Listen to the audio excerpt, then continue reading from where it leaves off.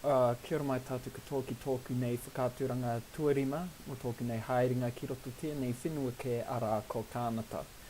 Ai rā, kia ora te whānau, welcome to my 5th video diary of my journey and experiences for my student exchange in the land of Canada, province of Alberta, and the University of Calgary.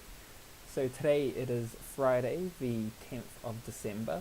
The time is 6:45 in the, at night. And also today is the last day of classes for the University of Calgary. So in the next 2 weeks will be exams and everything will be finished by the 23rd of December.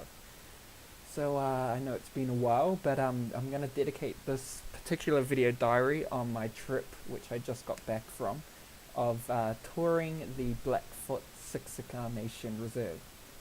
So if you've been up to date, one of my projects here was to study the language preservation of the Blackfoot people and compare it to that of Te Reo Māori.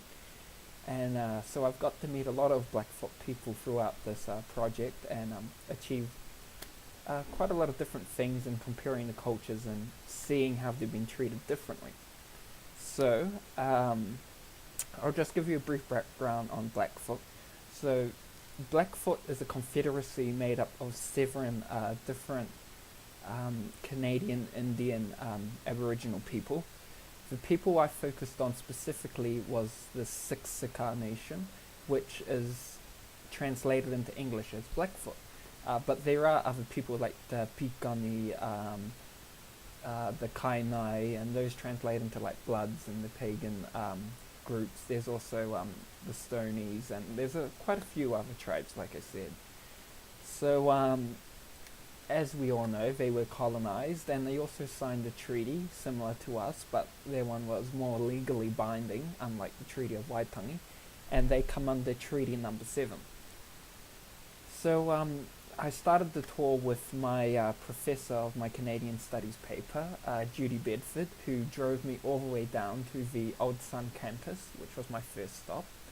The Old Sun campus is just a campus, a space used by the University of Calgary to teach the locals of the Skisika area, the university teachings that they can learn, whether it be Indigenous studies, medicine, mathematics, science. It's got quite a lot of different course offerings there.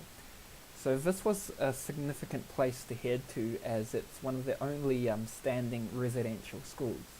And what I mean by that is, in the past, the Blackfoot people were legislated to attend these residential schools for their high school years. And so these were basically boarding schools which taught them the European way. They weren't allowed to speak the Blackfoot language.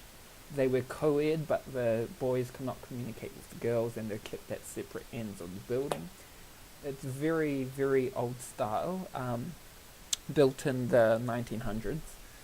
And it's interesting to hear all the different stories and what a terrible place it may have been, where you were punished for doing and all those terrible things. In fact, the students, some of the Blackfoot students there were even mixed in with the sick people that were in infirmary to make them sick.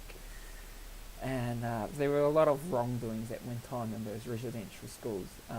The residential school itself is Anglican, so there's a church built into the school, and I think it was 4 stories high. I have a couple of pictures, so I'll upload those to Facebook. So we did a tour around there, and they've actually got a radio station and a recording studio at top, and I was privileged to participate in an interview to go into their bi-weekly Skisika Nation sort of newspaper sort of thing. So that was cool, and I'm very lucky, and I'll be given a copy of that, so yeah. And throughout this tour I was guided by a friend, Lenny Carfroad, who is also doing the same Canadian Studies paper as me, but in the Old Sun campus, and who were also accompanied by Dean, otherwise known as Smokey, who was a more wiser and matured Skisika Nation descendant, who also showed us around and told us a few of the stories. So from the Old Sun campus, we headed to the Blackfoot Crossing Historical Park, which is like a museum showcasing the history of the Blackfoot people and the culture and all that sort of stuff. And then we had our lunch there, which consisted of smoked dried deer meat, which is sort of like beef jerky, and it tastes alright, as well as buffalo burgers, which is a burger but the meat is actually made from buffalo meat, and it tastes like beef, very similar, not exactly the same, but it's quite similar to beef. So that was good, and looking around there and learning a bit more about the Blackfoot people was good. And also I did some shopping at the gift shops, both at the Old Sun campus and the Blackfoot crossing, so I'll be bringing a lot of presents back, so there's a lot of things there. Also, my friend Lenny Carfro made me some moccasins, which was very kind of her, so I'll just show you what they look like there. So there you go, wrong way around. So thank her very much for that. So overall the trip was great. Had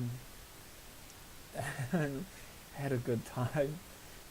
We also did a little bit of exploring of some reserve areas, and I've got some pictures there, so I'll upload that to Facebook as well. So everything's going great. I'm fairly confident that I've passed 2 of my courses which are finished. So I've got 2 courses to go, one which has a final exam, and the second one which is writing up my essay for my Blackfoot Māori language preservation project. So I'm nearly all done and dusted, and the other good news is that I found out that I've been accepted into the honours course, despite whatever grade I get here at the University of Calgary. As long as I don't fail more than 1 paper here, I'll still be accepted into honours, so that's good news, and hopefully that turns out alright. So so that's just a basic update on what happened at the Blackfoot Reserve, Skisika Nation, and I'll keep in touch with you all at a later date, and congratulations to everyone who's finished university for the year, and so until next time, Merry Christmas, and I'll see you all in the new year. So, mā te wā te whānau, nā mihi aroha nui ki a koutou, ai, hei kona.